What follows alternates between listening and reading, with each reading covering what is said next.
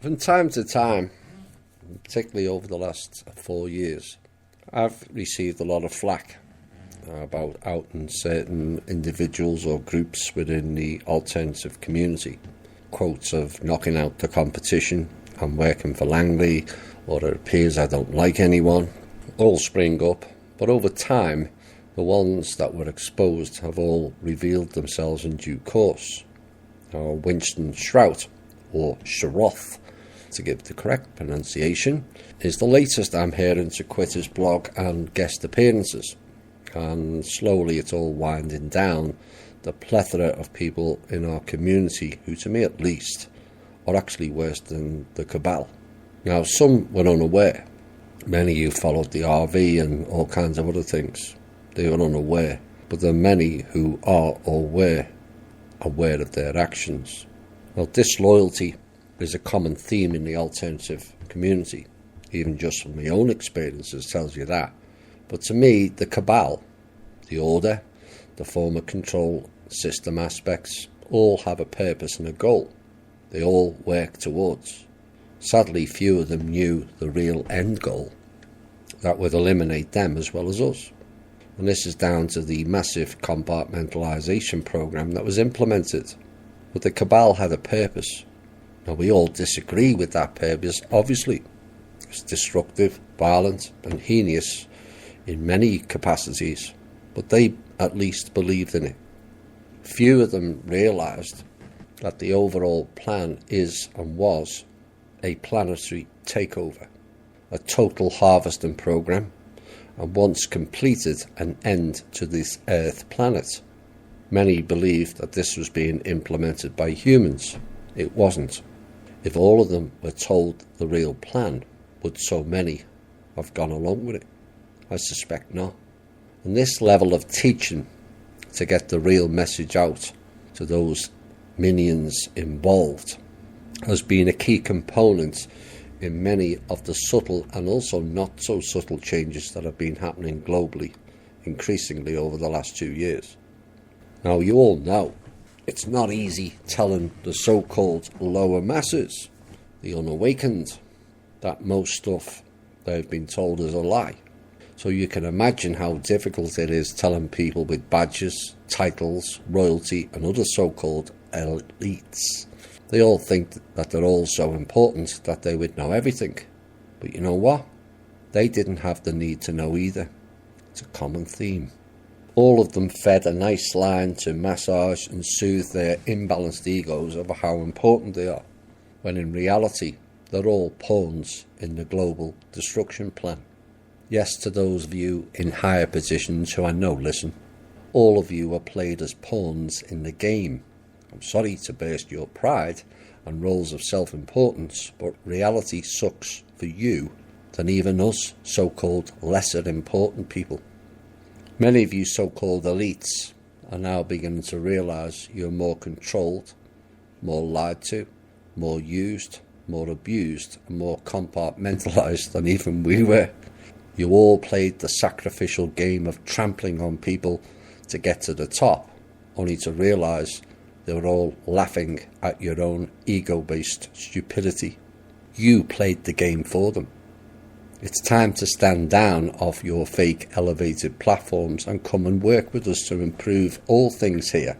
Trust me, you'll get far more out of life and happiness doing that than collecting fake currencies, fake badges of honour, fake titles and fake power. That time and game is rapidly coming to an end. We know that, and deep down, you also know that. It just takes a bit of courage to come forward, and we will welcome all of you. But the people started working stuff out. Something wasn't right here.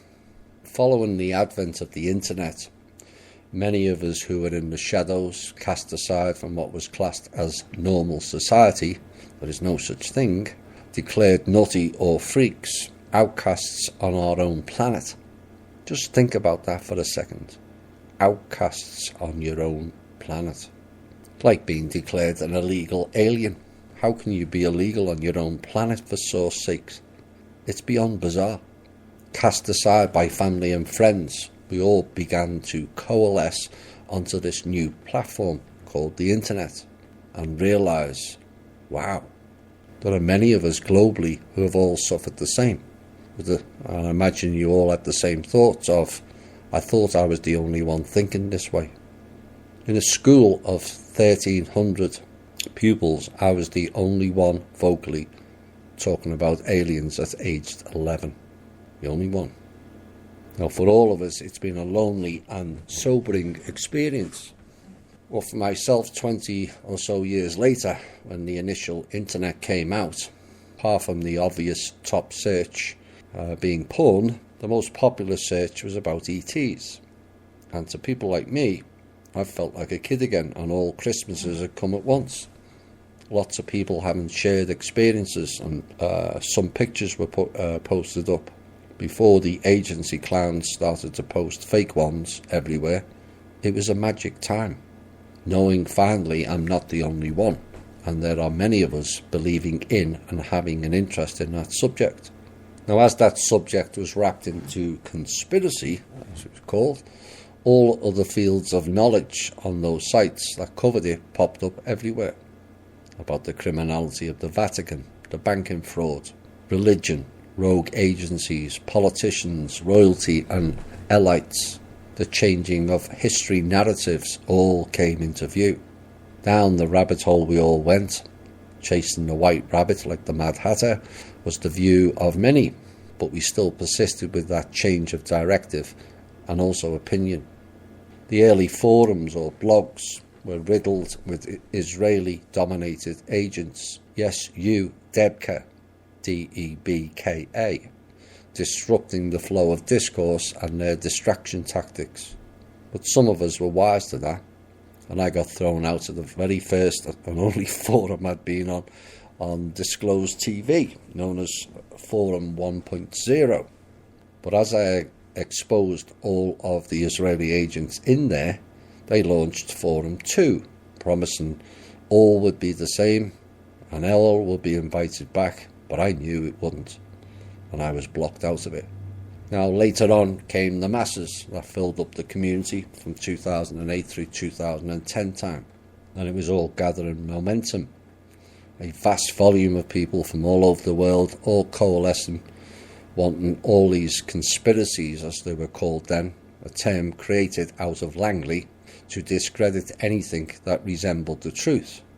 For those of you with long memories, you'll remember this quote: "We know our disinformation campaign is complete when everything the American people believe in is a lie."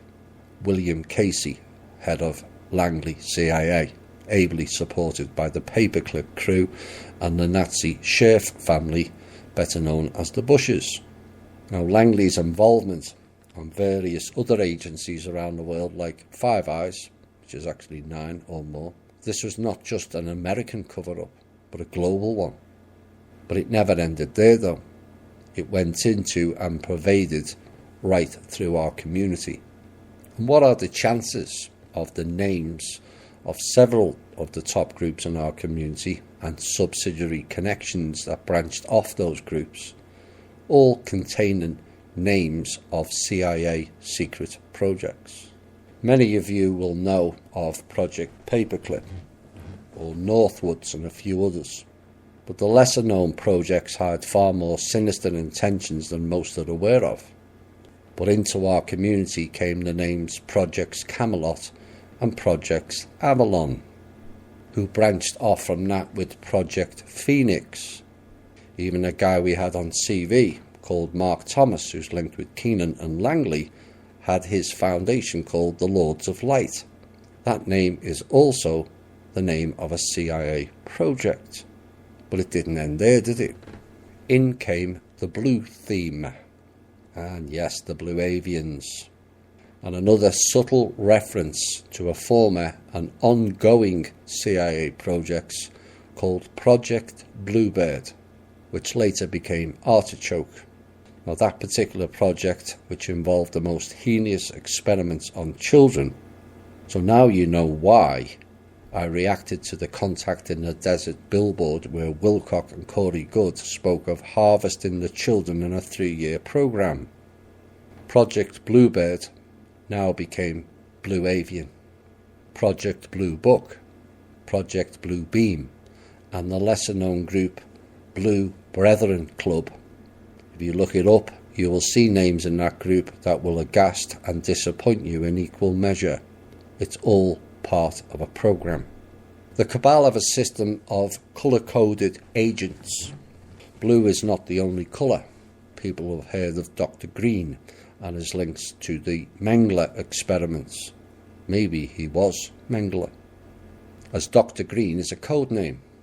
Dr. Green is notorious up in Canada, and there are many Nazi-style experimentation programmes after some of the paperclip crew moved to Canada.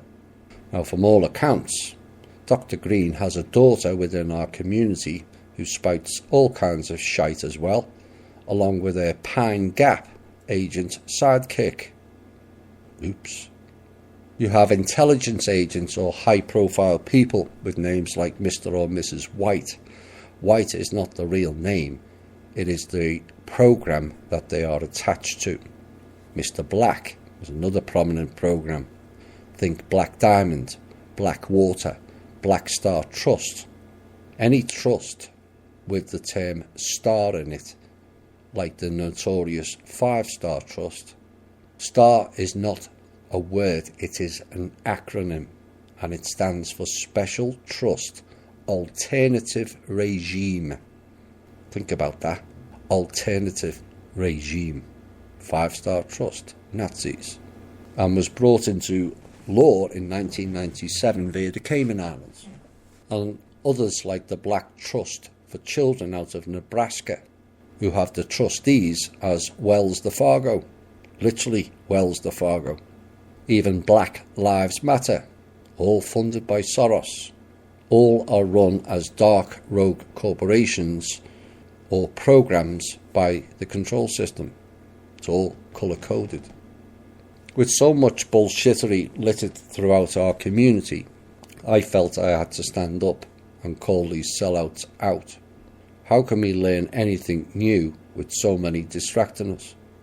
I remember the first interview I did on my own with the OYM lads back in March 2016, and the disbelief and sometimes outrage when I announced 70% of our community were agents, bullshitters or sellouts, spouting BS for likes and monetary gain.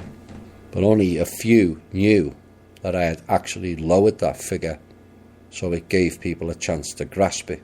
The real figure then was 90%. 2.5 years later, people are now starting to see why that figure was so high. We were being bombarded with seducements like Nasara, which is a farming program for farmers, nothing to do with the people. Jessara, RVs, San Germain Trust Funds. The story on the San Germain Trust Fund beggars belief once you read it, is that San Germain went around all the elites, royalty, and collected funds and their estates that they left to him, and he was to distribute it to the poorer people. Like, since when have the elites ever had any consideration for we the people, other than using us as slaves? Like, never. But people still talk about it, even though that actual fund doesn't exist. Kim's gone through all 6,500 trusts, and that name is nowhere to be seen. OPPT and their cabal-driven birth certificate scam, trying to steal off the treasury. Wrong one. Oops. The Thrive movement. Has anybody asked where all their donations went to within that group? Just vanished into thin air. Collateral accounts out of secret underground bunkers in Indonesia and other places. Good luck with that.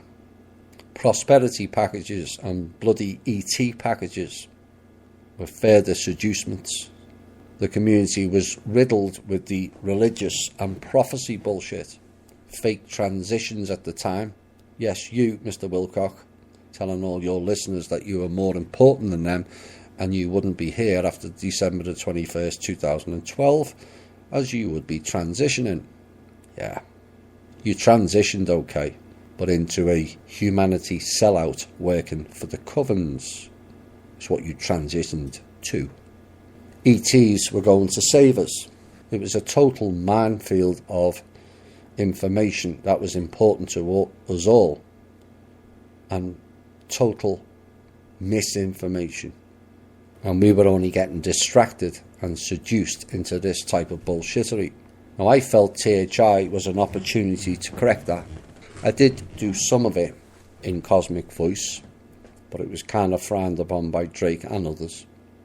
I thought THI, which started in the May, would need to correct things, and it would take up the whole of 2016 to do so. To my surprise, it was largely done and dusted by July of that year, just 2 months, and we were able to move forward with a clearer path. All of us have followed some or all of the above referenced, and many of them had valid stuff within their material, and that part still stands. But as for all the rest of the nonsense they delivered on a platter of bullshittery, that was best left behind for all of us. So I make no apology in my role for stripping down the alternative media of the deceivers. It was necessary. I didn't do it alone.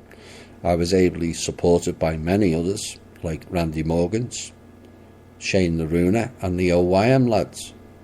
It was a total cesspool of people bought and paid for by the agency scriptwriters, and quite frankly it leaves a nasty taste in my mouth for those that played that role. The cabal had a purpose. They worked for the self. All of them now have an opportunity to come forward and admit their roles in that deception. The system that kept them in there is crumbling by the second. And like the generals and all the other minions, come and work with us to correct the nonsense that they've promoted. The olive branch Randy Morgans and I put out 2 years ago still stands for all of them. You don't have to play their game anymore. They are spent and a dying force. Time to correct your karma and serve we the people again. We will welcome you with open arms. That's why I outed so many, because so many were seducing you into the mainly money-based platforms. So easy to do, particularly in the times of economic recession, which we still haven't come out of 10 years later. It cleared a path for many, including myself,